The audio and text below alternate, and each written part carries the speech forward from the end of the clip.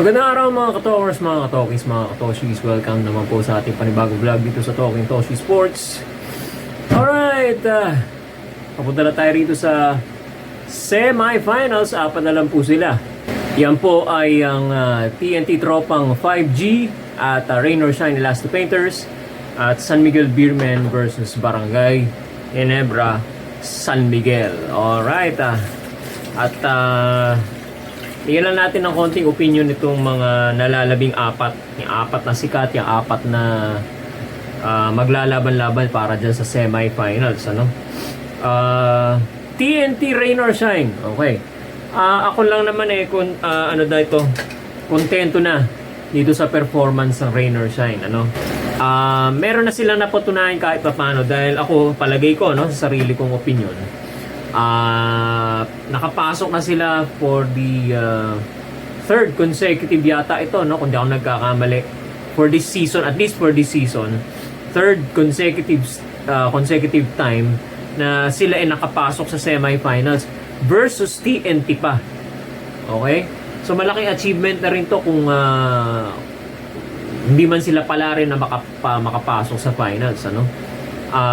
Napakalaking achievement ito para dun sa mga bata, batang players, such a young team, like Rain or Shine, na makapasok ka, sunod-sunod, sa season 49 ng PBA all conferences, pasok ka sa semifinals, lumabang ka, nasa top 4 ka palagi. Okay? O kaya lang, hindi na doon nagtatapos. Kailangan magpursige kayo na makapasok sa finals. At ito ang tinatarget ngayon ng Rain or Shine laban dito sa TNT. Ito naman TNT, alam naman natin merong pangarap, meron silang hangarin na makapag Grand Slam. Okay? Alright? Kaya lang ang San Miguel Beermen nando sa kabilang bracket, aabang-abang. Natatandaan nyo ba nung, Petron ng kanilang pangalan, nagtangka rin ng TNT, tropang Texters, na maka Grand Slam. Okay? Ang mga players pa ng Petron, may Ildefonso pa nun, may Dorian Peña pa nun, Ontiveros, malakas din ang Petron nun, Arwin Santos. Okay? Import yun may import yata yun, si Grandi ba yun, or nakalimutan ko na pangalan. Basta pinigilan nila, okay, ng San Miguel Beermen o ng Petron Blaze Boosters ang hangarin ng TNT tropang TNT Token Text na maka Grand Slam nung panahon yun. At baka maulit ang history, tingnan natin, okay, kung sakaling papasok ang TNT at San Miguel sa finals. Pero unahin na muna natin itong TNT Rain or Shine Elasta Painters. Sa akin yatang ang Rain or Shine, ang sa akin na lang is okay na yung opensa nila. Nakakaagapay sila sa opensa ng ibang team. At kung titingnan ninyo ang mga final score nitong TNT at saka ng Rain or Shine, napakalapit. Very very small winning or losing margin lang, So nasasabi natin this will be another excellent series to watch. Okay? Aabangan natin itong series. Ako, personally, aabangan ko to. Dahil ako gusto ko, Rain or Shine na makapasok naman. Give chance to others. Alam ko ang TNT, gutom din na makapag Grand Slam. Pero, matagal nang walang championship crown itong si Coach Yeng Yao. At itong, kung magiging champion man ng Rain or Shine, bibilib ako doon sa mga bata. Sa mga young guns si Coach Yeng Yao. Iba rin kasi ang coaching style ni Coach Yeng Yao, At nakakaagapay naman sila sa scoring, lalo na dito sa TNT. So, scoring wise, wala na akong problema dyan. Kontento. Just stay in the game, okay? At yung mga expected na gumawa like Adrian Nocum, si Karakut, si Mamuyak, and of course, Jonard Clarito. Okay? Michael Jonard. Michael Jonard Clarito. Okay? Yung nakaraang gabi, naka 2020. Okay? Kung magiging consistent lang siya at mauulit pa yon, aasahan natin na malaki ang laban. Malaki ang tsansa ng rain or shine. Syempre, hindi naman papayag ang TNT dyan, ano? Papalagyan mga yan. Syempre, hindi naman papayag si Calvin Oftana, si Roger Ray Pugoy, si RR Pugoy, the rest of the TNT tropang 5G, no? Including Kelly Williams, okay? Na ganun-ganun na lang ibibigay sa inyo na silver platter, ano? Syempre, hindi papayag ang papalagyan. So, sila gusto nilang manalo, okay, para makapasok sila sa finals. Alright? So, abangan natin yan, ano? Sa scoring wise, okay, sa TNT, wala na tayong kukwestiyonin dyan. Andyan naman si Calvin Oftana. Okay? Ang ano ko lang sa TNT, paganahin nila yung stress nila. Okay? Maganda ang laro, maayos ang laro, merong pace ang laro kapag ka maganda ang 3-point shooting ninyo, outside shooting. Okay? And then si Kelly Williams, okay?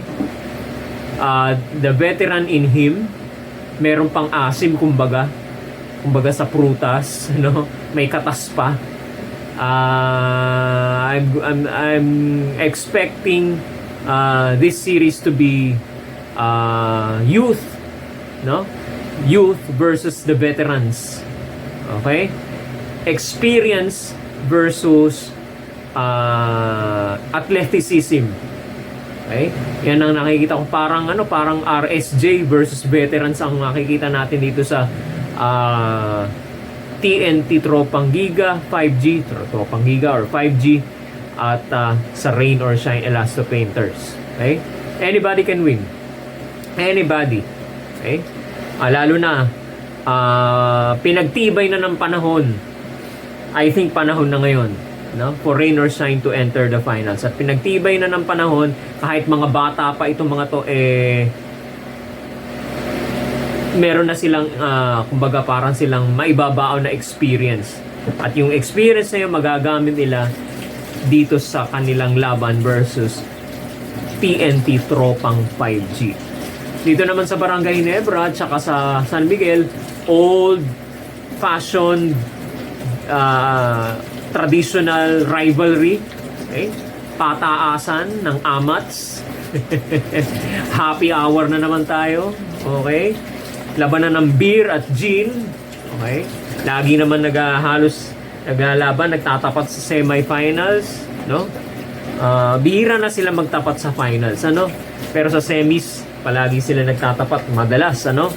Okay. Ano bang natin dito? Maganda rin kasi ito kasi parehong deliberate ang kanilang offense. Okay? Hindi masyado tumatakbo. Although yan, andyan yung mga fast breaks on the given the opportunity. Okay?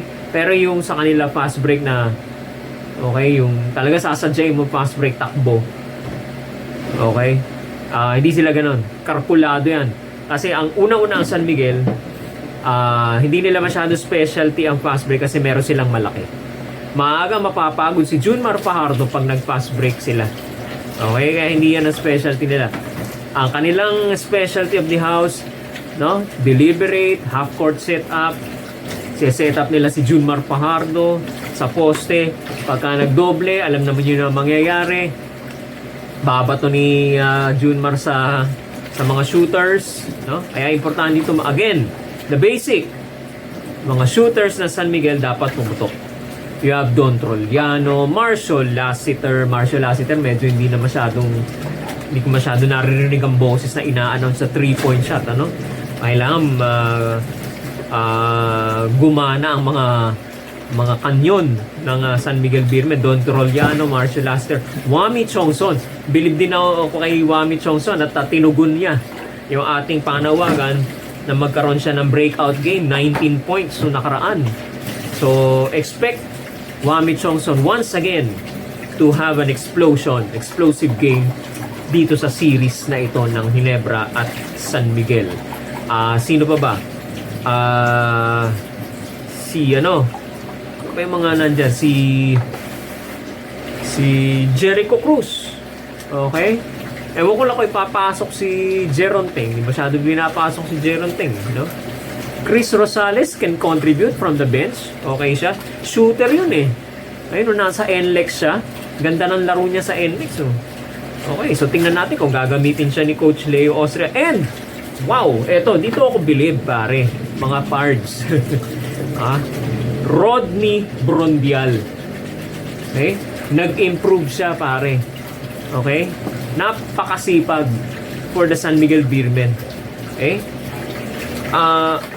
Rebounding wise, okay na okay. Katulong ni Junmar Fajardo.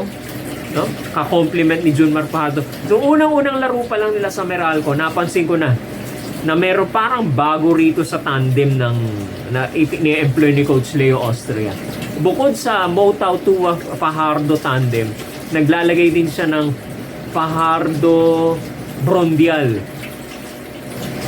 Talaga nasa ilalim lang si Brondial, abang-abang lang doon, kuha-kuha na rebound, tapos follow-up.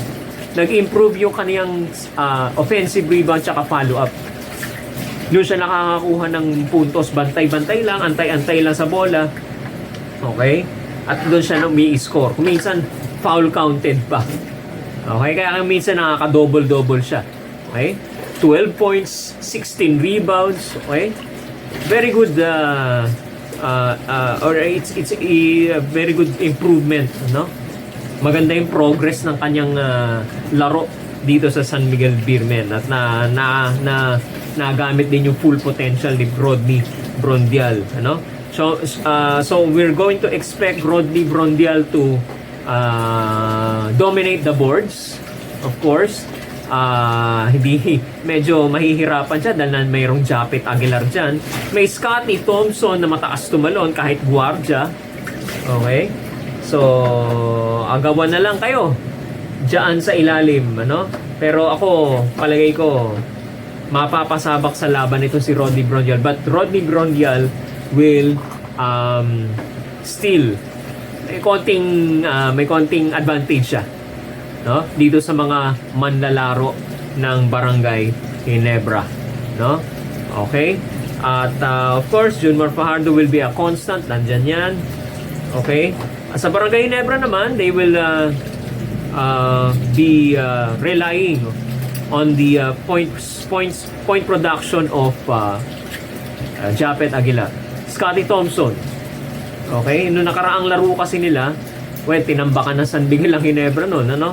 Pero nakahabol ng konti ang Ginebra, kaya lang hindi pa rin umabot. Okay? So, pag talagang all Filipino, okay, ay nananaig talaga to San Miguel Beermen. Okay? Kasi nga meron silang Junmar Fajardo.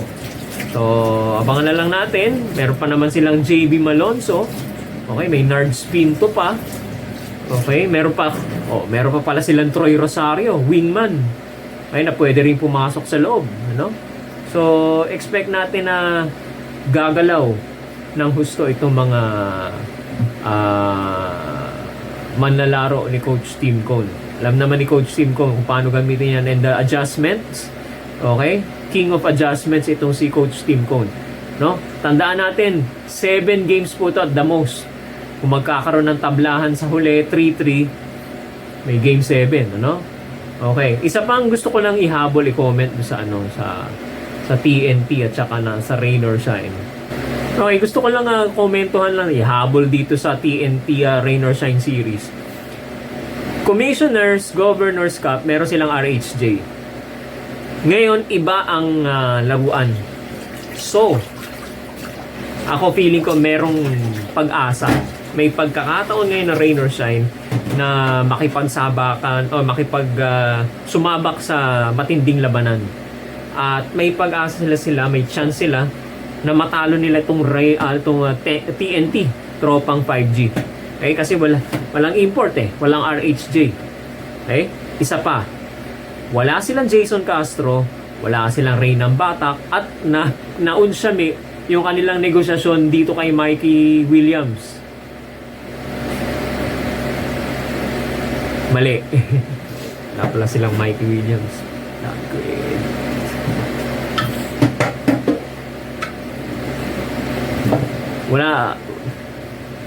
Okay? Yan ang mga missing pieces nila ngayon. Wala silang Jason Castro, wala silang Reynan Batak. Okay? Pero may Jordan Heading sila. Okay? So, it's time for Jordan Heading to shine. Kaya lang, medyo nag-a-adjust pa siya. Okay? Pero tingnan natin. Nakakaagapay naman na siya sa puntos. Ano? So, tingnan natin. 7 games yan, ha? Mga kababayan. Yung mga bataan ni Coach Yeng Yao, batak na. Okay? So, ang TNT naman, medyo nangangapa pa. Tingnan nyo naman ang laro nila versus Magnolia. Very, very close. Magnolia yan, ha? Magnolia yan. Munti ka na sila matalo. Okay? So, may konting tulog ang TNT rito sa Raynor Shine dahil wala naman silang import ngayon, wala silang RHJ ngayon. So very exciting ang mangyayari dito. Ano kaya ang gagawin ni Coach Yeng Yao? Paano niya kukunin or gagamitin yung bentahin niyang yan, no? Na walang Jason Castro, walang Reynan Batak at walang RHJ sa parte ng TNT Tropang 5G. Yan. Very exciting series mga kababayan. Hanggang Game 7 sa akin, TNT Tropang Liga 5G tsaka Raynor Shine. Sige.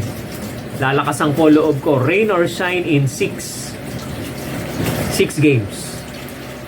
Doon naman sa kabila, San Miguel in 6 games. Kung makatabla man ng Ginebra, baka may Game 7. Pero San Miguel pa rin. So, ako mas gusto ko Raynor Shine na pumasok sa para maiba naman, no, sa finals. So, San Miguel Beermen versus Raynor Shine Elasto Painters para sa Philippine Cup Finals. Alright? Yan po mga kababayan ang aking masasabi opinion tungkol dito sa pre-game at tungkol dito sa semi-finals ng Season 49 Philippine Cup, PBA Philippine Cup. Alright, huwag niyo pong kalimutan na mag-like. I-like ang ating video. Mag-comment po kayo sa mga nanonood ngayon, ano? Babasahin po natin yan mga kababayan. Meron tayong inbound insight, no? Na portion, okay? Kung saan binabasa natin yung mga comments ninyo.